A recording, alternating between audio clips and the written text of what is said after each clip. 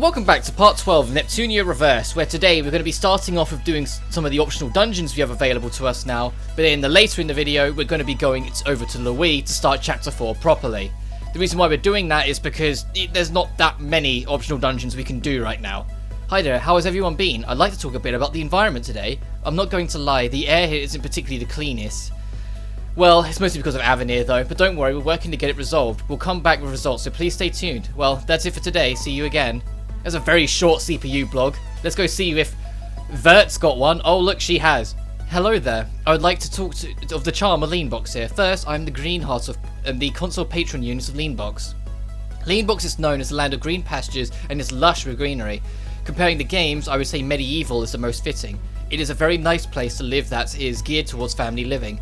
For those who would like to enjoy a nice quiet life, do visit one day. That is about all for the brief introduction of Leanbox. I would like to speak more in detail of Leanbox in my next entries. Until we meet again at the next update, farewell. Oh, look how much more civilized Vert sounds in that compared to how she actually is. And we got a new few bits and pieces in the shop, which is why you see me do this swipe down essentially, because I'm just trying to clear everything out. Because it always bugs me in games when there's an icon that says new on it or something like that. It's not even an OCD thing, because I feel like people throw that word around way too much when you consider how badly affected people who genuinely have it are. But it's just a small detail that always bugs me. If it's just saying new or something or etc etc, so no, I want to clear it. Also, it's worth mentioning that destroy symbols, if you have that turned on, so essentially, as I've mentioned before, destroy symbols when you have it turned on makes it so if you encounter an enemy weaker than you and you get the first strike, as in you swing at them in the field, they'll die instantly, like you just saw of that bit man. Or that 8-bit thing, the Space Invader. But anyway, in Nep 1, that's usually not a good idea. You're gonna see me do it every now and then, because it's just for the sake of keeping the pace going of this Let's Play that I'm not always starting. And so I'll keep it on. But you'll notice that you won't get loot from it for doing it, and it won't count as kills towards quests. So say there's a quest and it's kill 5 amounts of, say, a healing doggo. You encounter a healing doggo and you can see it on the field, you whack it and it dies on the field. It won't count. It won't go up at all, you won't get any loot for it. It's genuinely only really there to clear the enemy away, if you don't want to deal with them. It's my turn. It's not like, say, in Dragonstar, where you drastically over-level an enemy. When you whack them, it'll just show the result screen on the side, and it won't interrupt gameplay at all. No, this is Nep 1. Third remaster around or not, it's still the first Nep game, so there's a lot of jank in this that the later games cleared up, and one of them is that you don't really get anything out of doing the speed encounters, which is a shame because it's been really helpful for grinding.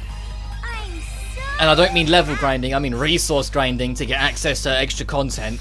If you could just jump in and do this, but no, you have to fight everything manually, otherwise it counts it full stop. But you can kind of see what I meant at the start of the video when I said the optional dungeons only cover half this video. It goes up to the 20-minute mark. It's because, well, we're already beyond the halfway point of this one and we're 4 minutes in. I clear out everything that's in here, do the optional fight, and then move on to the next one and do that too. That being said, in the next optional dungeon, I don't fight the optional boss. I say that I start the fight to show you why you can't fight it right now, and then I run away from the fight afterwards. Because you're not going to right now. Once you get your EXE drive gauge to 4, max it all out, and then go in, maybe you'll win. But you have to just hope your stats are really good enough. And maybe that you have a system plan that we'll be getting in a little bit, called Super EXEs, which radically boosts how much bar you get for your EXE drive per attack, making it that you get one EXE per fight borderline. If there's 4 or 5 enemies in a field, you're getting an EXE off the one turn you spend killing them all. that's how much quicker it becomes. Like, it's almost a must-have because of how helpful it is. It turns EXEs from a last-ditch effort to a tool in your arsenal that you can rely on whenever you feel like. Lucky. And it's also part of the reason to add to the long list of why I keep on saying that Vert's EXE is so ridiculously broken. Because once you get Super EXE, you can theoretically spam it.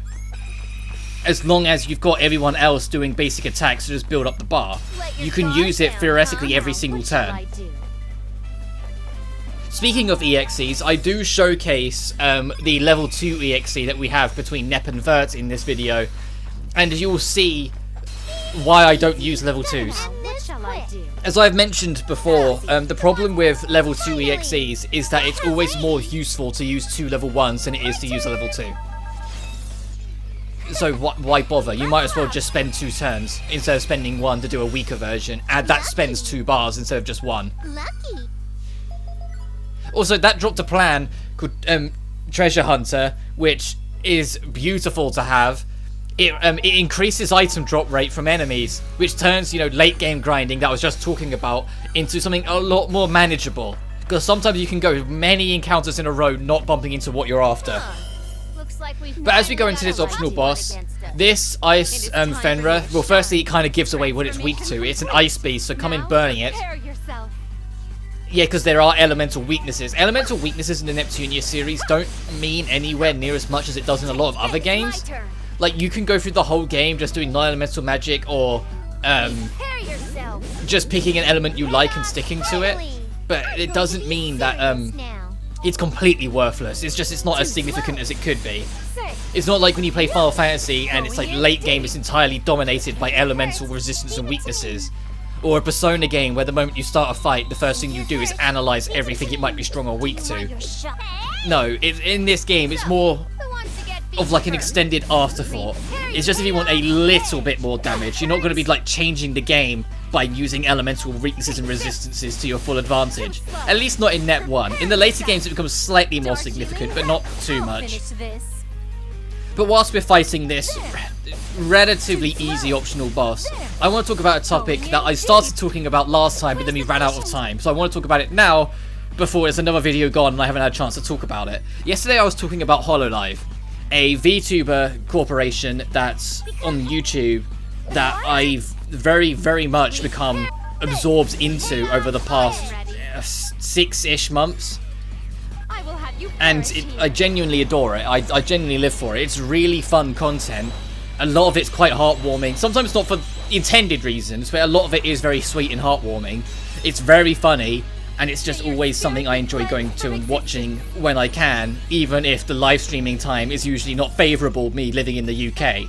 A lot of the time it's like, yeah, we're going to start streaming at 11 PM, and I'm like, and you're going to go on for like 4 hours. But I digress. I wanted to talk about Generation 2 of the Hololive EN. Also, here's me showing off the EXE level 2. Look at how much damage it does, but remember how much damage those EXE level 1s did, and you can make the comparison yourself. I know they call them the Holo Cancel, but every single other branch calls them Gen 1, 2, and 3, and I think it's kind of fittingly annoying that, of course, the English branch tries to be extra fancy about it, and it feels like it's just, okay, sure, why not, sort of thing, and it doesn't feel as significant. It feels like they're just trying to do it different instead of actually being different.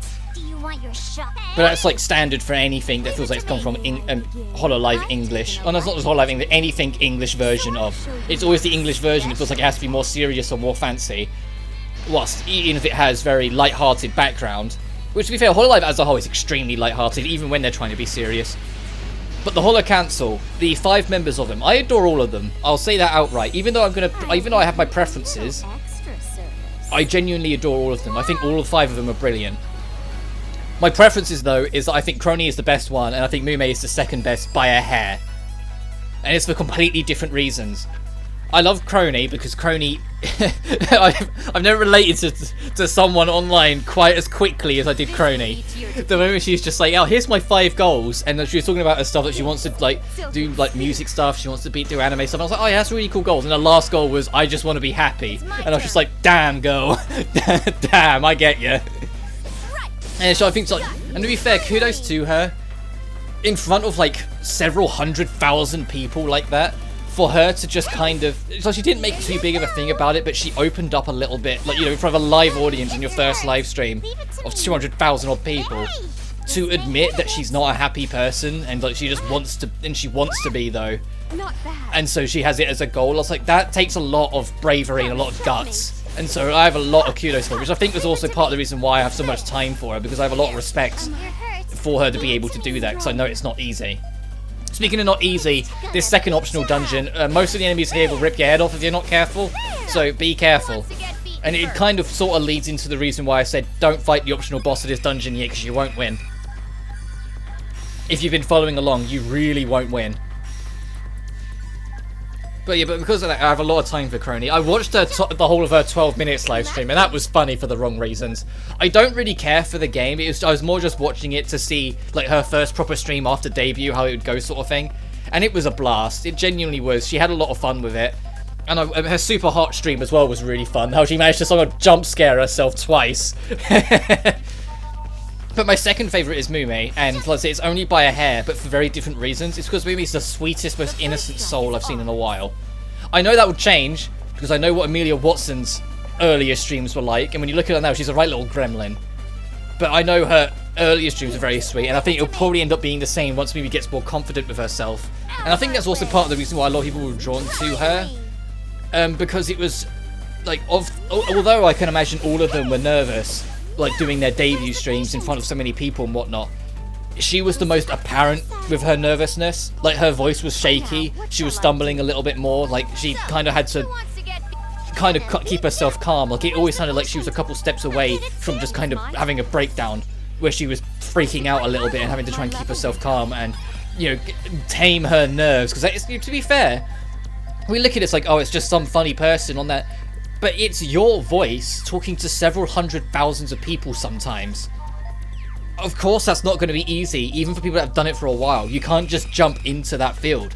If you've been with my channel, like, or if you just go out of your way to like watch some of my very early stuff, I was extremely nervous when I first started, and I knew I was talking to like 5 people at most. And I struggled heavily then. It's something that you do get used to, and I mean, I'd hope I'd got used to it after like nearly 6 years. But the point is that I know it's really not easy, and I did it in front of 5 people. She did it in front of 200,000. And so the fact that she managed to pull it off to begin with, and she sounded a lot more calmer during her Journey live stream that she did this morning. And that, I say this morning, my time, when I record this. There's that optional boss, by the way, that giant doggo in the back. So I'm going to dodge him for now, but I'll show him a little bit later. But genuinely, like, she got a bit more into her swing with it in Journey, and I watched the council meeting that they did, where it was like all 5 of them together. It was like the Holo Council, and it's like, okay. And it's like, I watched that at the end bit where, and this is why I'm going to talk about Bales, or Bay, next. Bales caught on that something that would be really, really wise to do is that when it ended, quote unquote, and was doing like the end screen and like credits and all their mics had been muted from the stream, so they knew the stream was over, sort of thing, and they were safe. Crony made a joke, and it was a joke that seemed to tickle Mume in particular a lot. I think she talked about it. I think it was something like they all have like a fancy saying that they do to like end their stream, like a little jokey fun saying. Like Iris, I'll talk about Iris as well at some point. Iris says Virus at the end of her videos. It's just a cheeky little cute thing that she does. Mimi doesn't have that, and so Crony made up one for her on the spot just as they ended the stream, and so she was laughing about it because it was something along the lines of "I'll see you, Mumater," and it just really tickled Mumi. And so, because of how nervous and quiet and shy Mumi had been, because it really made her laugh and like proper like belly laugh out loud, Bales unmuted the stream without telling any of the other people like on the stream, just so then the audience could hear her be more relaxed and genuine, because like she didn't think she was still live, so she didn't have that nerves of, oh god, there's 200,000 people I've got to talk in front of. She was just bouncing off a friend. And so we all got to hear it, and it's like, I think that also helped as well. So it's like, no, when she starts coming into her own, I think she's going to be the most loved. I think she'll end up probably taking the spot from me and from Crony, because Mumi is such an adorable, amazing person in what she does. And you could really feel that, at least I could, during her journey live stream, where she was kind of awkward and shy, but she was so charming through it. Like, there's so much of her personality that was present, even if it's kind of subdued where she's so shy. Now, let us hurry on. My next favourite is Bales. It looks like my breath. And I say that, it's kind of like a three-way tie. It's just if I had to pick one, it would be Bales or Bay, just because she's a little gremlin. But it's like, I don't know, I wouldn't say it like that. Like, she's not... When I think of a gremlin, I think of Ame, I do think of Amelia Watson, and I think everyone does. And I don't think she's like... She's more like a slightly calmer Ollie from the Indonesian branch. And Ollie's another one I watch a lot of time with, but I'm getting... I don't want to... I want to kind of keep on topic here. But she's a slightly calmer and more controlled Ollie, but with a little bit of the that comes with Amelia, and maybe even a little bit of Gura. It's my turn. And I just find her funny. I think there's something more to it, but she's not like... I'm not relating to her the way I do Crony, and I'm not finding her extremely charming the way I do find Mumi. I just find her really funny. And so I think that's what adds to it for me. But Sana and Fauna are absolutely tied. And it's not tied bottom, it's just I have to pick someone to go in that list. But both of them are still brilliant. The only thing is that both of them, I feel like, have yet to do a like outside of their debut stream. Because if they aced their debut stream, I thought both of them were really good. Both of them have yet to do a live stream on something that I'm particularly that fussed about. Like, it wasn't like with Crony, where I don't care for 12 minutes, but I care enough about her that I wanted to watch it anyway, just to sort of see how it goes. My turn. I really never got into Spore as a kid, and so I wasn't going to watch Fauna stream on that. And I don't care for the horoscopes and whatnot. I never have. It's just not... I don't believe in that stuff, and like horoscopes mean X, Y, and Z. Like, if you do, that's up to you, but I personally don't care for it. And so I wasn't interested in that stream either. So I'm waiting for Sana to do a stream of something, not necessarily something that I'll like, but something that I can just kind of watch and be chill about, you know? Lucky. I heard that it was actually a pretty good stream though, and I'll take people's word for it. It just wasn't my cup of tea. And so I never really was into Spore, so I just want to see what comes later. But both of them are interesting in their own right. I think... No, I don't want to really pick one. Like, I like that Sauna is just unapologetically Australian. And I say that as someone who has like a chunk of my family Australian, so I think there's like almost like a sense of pride in there somewhere. That I just really enjoy that charm to her, that there is that Australian side. Whilst Fauna, I like that there's a lot more than what she lets on with her personality. Like, she pretends to downplay herself. And I think that's the best way to put it. Like, she doesn't actually downplay herself, she pretends to, but you can tell there's a lot more there than what she lets on. Here's me showcasing this optional boss here, and you're going to see me fight it for a little while and try and showcase you why you can't fight it right now. The main reason is every time it becomes the giant doggy's turn, look at how much health it heals. Now, what shall I do? And also, I do want to mention it quickly before we end up finishing this optional dungeon. I do find it kind of annoying that the second space E-Tech dungeon in a row has the exact same filter as the last one. Like, I want various of filters here, goddammit. I want like a black and white one. I want like a water blue theme. I want a like luscious green. You know what I mean? Like, I want variety, and so far we've just had two of these maroon-ish ones in a row. And I'll tell you for a fact, it is not kind on the eyes. It really is not kind on the eyes if you do that. Like, the moment you leave the dungeon, your eyes are destinated with colour all of a sudden. It's not friendly. And there's how much it heals per turn. So that is per turn, and it one-shot Iris Heart in return. So after giving it my all, ripping out a Spiral Break, looking at the damage, it's like, oh wow, yeah, we can't fight this thing yet. Because we need like 4 EXEs, we need all of them to go off. And keep in mind, this is like 60,000 odd damage, 62,000 damage. It's my turn. It's only done like a third. And so you need like a full team of EXE. So we probably could fight that yet. Like, I know I put in my notes it's not possible yet.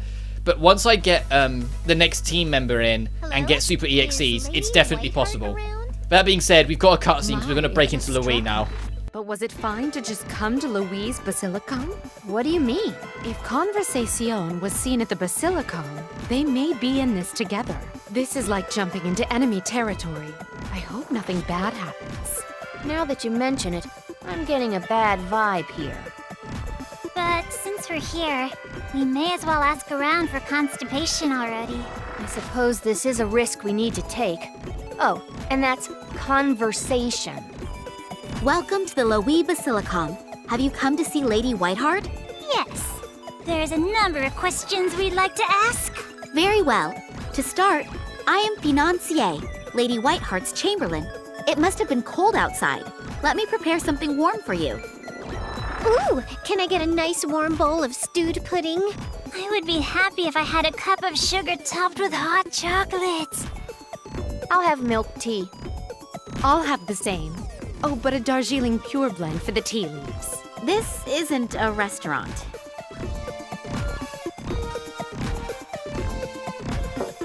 Lady Whiteheart, we have some visitors here who would like to meet you. So, they finally came. Let them enter. Hi, Lady Whiteheart. I'm Neptune, and this here is... Cut the introduction. I know you all very well. Huh? Are we famous or something? Yes, very famous. Now you're making me blush. Famous as messengers of Momus, that is. Oh my. Here too? Everyone come out. Capture these heretics. So they're the messengers of Momus. They're all young girls and children. Don't be fooled by their looks. I mean, look at Lady Blonde. The looks aren't indicative of their actual selves. Well then, I guess we don't need to go easy on them. Looks like you're cornered. Lon, are you serious? Dead serious. While I'm at it, I'll end your misery here too, Vert. My, it looks like my disguise was unveiled. I said it before, but there are other parts of you that give you away. What should we do now? It's not a good idea fighting here. But we got a wall of people blocking the exit. Well then, I suppose we should force our way out. Iffy, don't worry about me. I'll cover your back. Understood. Everyone, follow me. Iffy, where are we running to?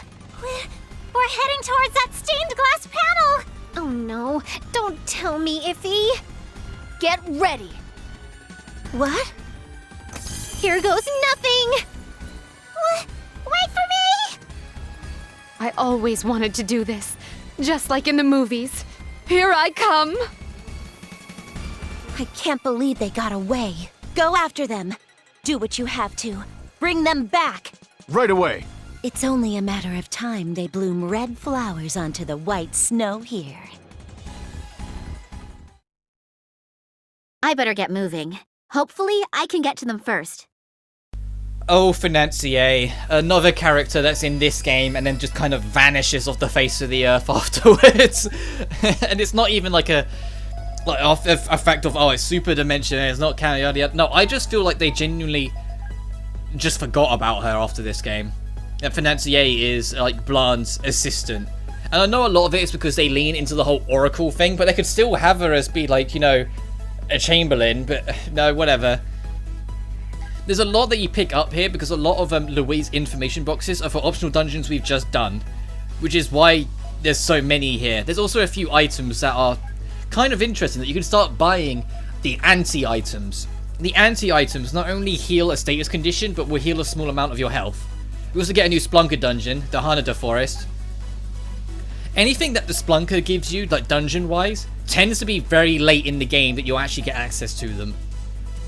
So every time when you pick up one, it's why a lot of them, like their data space on them, like the Noma Cave especially, it's like super big. Like it's like 258 megabytes on the data plan.